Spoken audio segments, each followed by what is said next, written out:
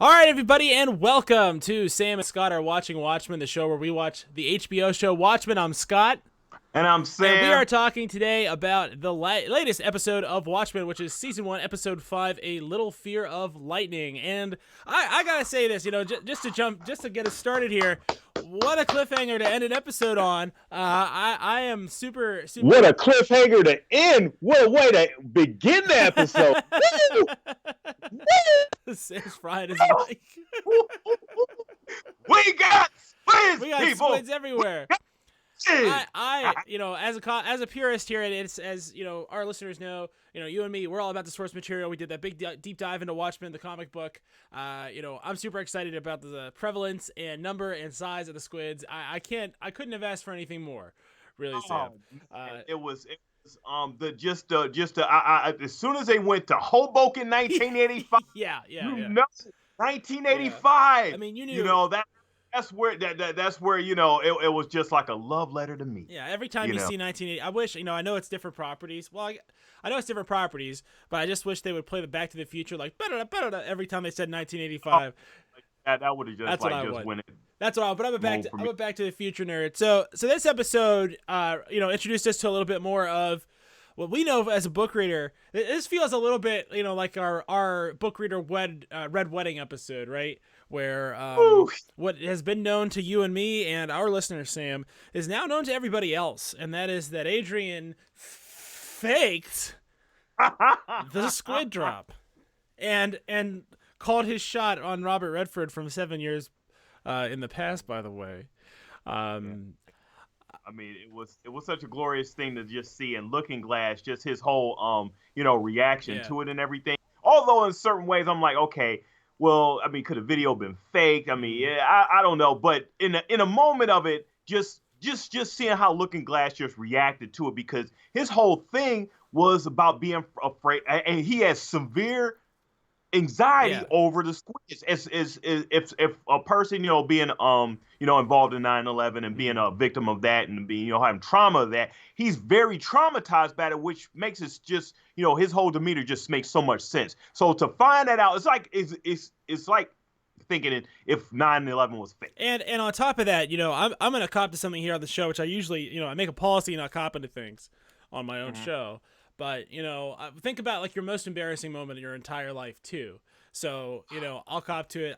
When I went to junior high, we had an orientation day for new students, and I tore my pants. I tore my shorts from my knee to my crotch, and it was like the most embarrassing moment of my entire life.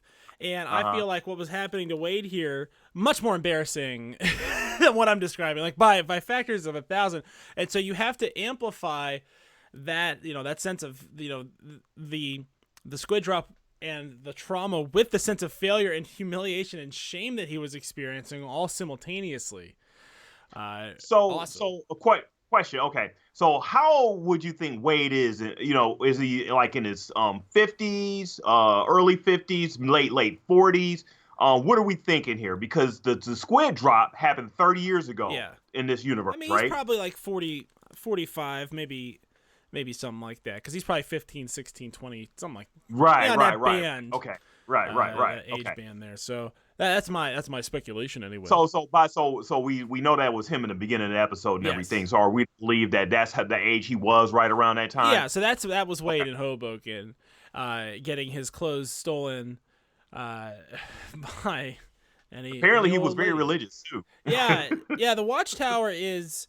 I want to say Jehovah's Witness, but Jehovah's Witness, yeah. I Mhm. don't want to. It is. And obviously, Used to come to my house all the time. and this episode, it does a lot of really interesting things with sort of like the world here, and Oh. I want to comment that Hmm. last week we had the baby danger, right? And the Yeah. problem was, we thought maybe something bad might happen to the baby, and we both came out very pro baby, and again reiterating that position. Nothing has changed here. Nothing has changed here. Still pro baby. Uh, Throwing that dog into that incinerator is Oh sticking with me. man. It's heinous. Yeah, It's yeah. I heinous. mean, I don't have any pets in my home, but Yeah, just knowing was, for you and for any other dog lover out there, just I just know. pet Poor owner period Murderface. and everything. It was just like, wow, okay. This is how they do it in that universe, even though we know it was a clone, right? Yeah, we do. We do. And even though, I mean, it seems like it's barking and wagging its tail and, Yeah, so it's alive. absolutely, absolutely. So for sure it's alive, and seeing it killed like that, I mean, it definitely feels like murder. I'm not gonna, there's a whole branch of metaphysics that's effectively this clone question, which is, are you, yeah. do you have a soul? Are you your entire makeup of your atoms? Could you be broken down and reproduced like in Star Trek? Right. Would you be a whole new entity? Does the answer to that question even matter? That's the harder one to even think about. I mean, that's a whole different podcast. That's okay. There, bud. And that podcast, by the way, is going to be called "Nobody Cares What Scott Thinks." This is the preview from last week when we did what I did for Rick and Morty season 4 episode 1. We'll be doing season 4 episode 2 probably tomorrow, maybe tonight. I'm pretty tired, so we'll see how late I stay up. But how about we have Wade? He has a tinfoil hat as well. That's right. Wade has a literal tinfoil hat. He has a tinfoil mirror hat, and it's one of the coolest things about Wade. And for sure, what do you think about this being a Wade-centric episode? I thought that was really awesome. I'll take that off. I think that he's the type of character that adds a lot of depth to the universe because he's seen 85. We see him becoming entangled with the 7th Cavalry. How badly did Laurie Blake mess up Senator Keene's plans? We talked a little bit in that episode about how it looked like a setup and it looked like a work, and he was obviously just going to get away after whatever, right? Oh yeah. That was just like she totally messed up, their plans and everything. I mean, that's just how Laurie is and stuff. But I mean, how could she know? Absolutely, right? I mean, you can never know. I want to mention one other thing here before we go to our full deep dive, which is going to be a scene-by-scene recap. It's a little bit different than this. We'll be doing that like tomorrow. Probably have it out by Tuesday. We'll try to have it out by Tuesday, but no promises because we're not about promises. We're just about deliveries here. So there won't be a promise, but there will be a delivery. Make of that what you want. I want to call out a few things that seemed really interesting to me personally, and that's all we care about here is what's interesting to us. So I want to say, one, Pale Horse is Spielberg's Schindler's List, and the black and white with the red coat is a Schindler's List reference. If you've not seen that movie, that's a piece of art I think you should see, the message I think you should see. Do it when you're feeling, it's going to make you feel bad. So just like spoiler alert there, which I would guess we would assume. So that's an interesting dichotomy, right? Interesting replacement in their alternate history. The nostalgia, memories in pill form. So yes. So let's tie this back into last week with Lady True and her daughter. That's IV form of memory juice, and you can only imagine how much more potent that would be than the over-the-counter stuff that Will probably gets. Right. One other thing about that too is they said it causes psychosis. So what is going to happen with Angela swallowing all those pills? She OD'd on memory pills, man. She OD'd on oh man. That's our question of the week on Sam and Scott are watching Watchmen. Can you OD on memory pills? So we'll be interested in taking a look at some of your answers to that later on. This is a really cool episode. It broadens Wade's universe a lot. It introduces us a little bit more into what the 7th Cavalry are going on. It's interesting that we've talked a lot about the conspiracy theory angle. I know we've talked a lot about it on the show. I've written a lot about it on our website. All these conspiracy theories are right. All the conspiracy theories are right. The squid was a fake. Yeah. Elvis is alive. Your pets really didn't go to the farm. They were cloned and incinerated. And Adrian apparently made a video. He made a video for it to premiere seven years later, to let the president know. Now, for those of you that don't know, 92, 93, there were a lot of 80s stars making videos that got him in trouble. That's okay. That's a joke for the older people in the audience. The younger kids won't get it, and that's okay. Adrian, he's just so full of himself and everything. He has to, let people know. He just has to. It was his idea. Somebody has to know. I did it, Mr. President. I'm the one who dropped a squid on the world.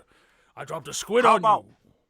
how about Looking Glass's origin? So he goes in the House of Mirrors and everything. So essentially, that's a whole Looking Glass type thing. And he essentially takes that. It's really deep with this guy, and we'll get into it more in a deep dive and everything. But his trauma runs deep, just so deep that he sleeps with his mask on. He's our Rorschach in this universe. Absolutely. Or in this He's a true believer. He's a true believer. So he has this security system in his house. He has this, this special anti-psychic, aluminum foil or like a safety blanket that he wears. It really is a safety blanket. He's a lot like Linus from Charlie Brown in that way. And I want to talk about this material. I want to talk about what it does because, and I'm going to come down hard here on psychics again. I've done it before. I'm going to do it as many times as I have to. They're fake. They're very fake. But if I hashtag hate Scott. Hashtag hate Scott if you want, but psychics are fake. So let's say Sam, I tell you what, I will sell you a hat that will keep the psychics away. So this industry has popped up to take advantage of these poor people who have been deceived by Adrian Veidt. This is endemic. There are support groups, and this is coming from a person, and I think his piousness is important for us to remember. I mean, he's indoctrinated in his religion. He's not making an initial confession here. He's someone who is proselytizing. He's someone who is going to be familiar with the message, and now he is leading effectively the Friends of Nemo, the support group. I mean, that's pretty much. Nemo, by the way, for those of you who don't know, and this is just a guess. I doubt this is a reference to the Pixar animated series or series of movies, the Finding Nemo, Finding Dory movies. Most likely, this is a reference to a book some of you have heard of, Moby Dick. Wait, no. Moby Dick. Sorry, that's not the right one. This is 20,000 Leagues Under the Sea. Captain Nemo. I fought a big squid, I think, in that one. So just to give you a little bit of that extra. Yeah, we love squids here. We've had an English professor on this show. We're serious. This is what we do.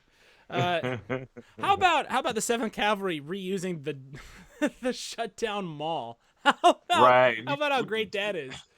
Oh man, yeah. I mean, that's we already had their headquarters and everything. So I mean, before we go, how about let's talk about a little bit about what's going on with Veidt. Yes. And where he is. Absolutely. Where exactly is he? So is. So this is some moon of Jupiter, and the ice makes me think it's like Io, which I think has ice volcanoes of methane. So basically, all these bodies have been in deep freeze, and he's chopped them up and used them as ink, effectively, big ink. So he's doing like a big island, it's like a big island thing. So are you meaning to tell me that he already knew where he was, obviously, and everything. So his whole purpose in experimenting and sending all these bodies out there was just to write a message. Yes. Just to write a message that it seemed to say something like "save us" or something like that, and I didn't. It said "save me" something. Yeah. I gotta watch the episode again to see what the end part of it was, but it's a safe word probably. It's just like pineapple. It's like rose petals. Okay, he's out of here. No more, no more imprisonment for Mr. Veidt. But it's still mysterious as to what it is and where exactly is, how it exists where he is and everything, and how the whole mechanics of that work. Is it like a portal in itself? Because he was pulled right back in. And the game warden, apparently it's Phillips. Phillips again. Is it just an I couldn't tell if it was a clone or not. I couldn't tell. It seemed like it was to me. Maybe not. We'll deep dive a little bit. I mean, we got to watch it again. I didn't slow it down. I didn't pause it. I wanted to get out here live and talk about our general impressions. Is Wade dead? What? I mean, that's going to put my butt in the seat. They came for him at the end. Yeah. I also want to say this too. One of the things that's been going on is Will Hooded Justice. Well, what we saw tonight also is the interpretation of how they're going to show Hooded Justice in this television series about the Minutemen. So if you did bother to go and listen to our podcast about the source material, you know that I think that Hooded Justice and Captain Metropolis are seen in a panel at the end of Chapter 1 having dinner. They both disappeared. It's rumored that there was a romance, and that seems to be the angle that is... Great callback. Make sure if you didn't see it, go back to your graphic novels, people. Absolutely. It's right there in the first issue. Absolutely. Great callback, Scott. Great call. So this is the same sort of deal as that, and it's interesting to see where they're going to go with it. I want to see... Right. So that American Hero Story is salacious. That is what they're presenting on American Hero Story as the the establishment story, and all the conspiracy theories are true. I mean, it's you got to give a shout out to these conspiracy theorists because they're right on the money. My man with the tinfoil hat. So who's really Hooded Justice? Is it Will? I mean, these are excellent questions, and I think I would say that there are few things quite as settling, if you will, on is somebody going to give you an explanation, is seeing a character down in one fell swoop, a bottle of memories. So I think we're probably gonna get some of that info, Sam. Yeah. I would imagine like next episode is just going to be full Angela centric, just going through what the effects of those memories are, and it's going to be a lot of flashbacking and everything, but. I was excited with this episode. I mean, it started off with a bang. I mean, it was basic, a really great fan service, if you want to call it, to all those, who actually read, the Watchmen graphic novel and everything, and a great way to introduce why we're so excited about this series. So what I want to hear from anybody who did not know about Adrian running the squid. I want to hear what you thought was going on. I want to hear people whose bubbles got burst. I hope there's reaction videos about this. I hope this is our thing. And quite frankly, it was all a hoax, guys. It was all a hoax. All the conspiracy theories was fake. They're still right. All the conspiracy theories are still correct. So that's one more strike against reason. Reason's been called out previously in this cuckoo bananas world where everything stinks. And there's no such thing as good policy, right? Everything is one party controls bad. Everybody knows that. Right? Should have a mix. We need a good opposition, or else the one party just everywhere, forever, always. While it may appear black and white, we know it's not black and white. That figuratively and literally and everything. It's a lot of grayness in this world and everything. And while it just goes back to show that if you started off with show with the whole Tulsa murders and everything and thought that was where this show was going to go, by this fifth episode, it just really goes to show that it's really integrated in a really weird science, sci-fi-ish type world, and not really preaching. We're not being really preached to. We're just, in a world where things happen. You're dealing with human beings, and cause and effect is going to happen. If A happens, then B is going to happen. It's just a cause and effect of if a squid pops into your world, or many squids, or many squids and everything. Little tiny squid incidents. These are going to be the reactions 30, 20, 15, years later and everything. Yeah. And the people are being affected. There's traumatized, people all around the world. We're dealing with it here in Tulsa. So it's really good to see how the effects of how the end of that graphic novel ended. Absolutely. And I've got so many, I could just keep going with these, but we know psychics aren't fake in this world because the squid was psychic. So does that stuff really work? It's like Magneto's helmet. So I'm interested to see how big of a scam all the CDS stuff is. Like I said, I can sell you a hat. I can sell you a hat that'll keep the tigers away. Let's call it the tiger hat.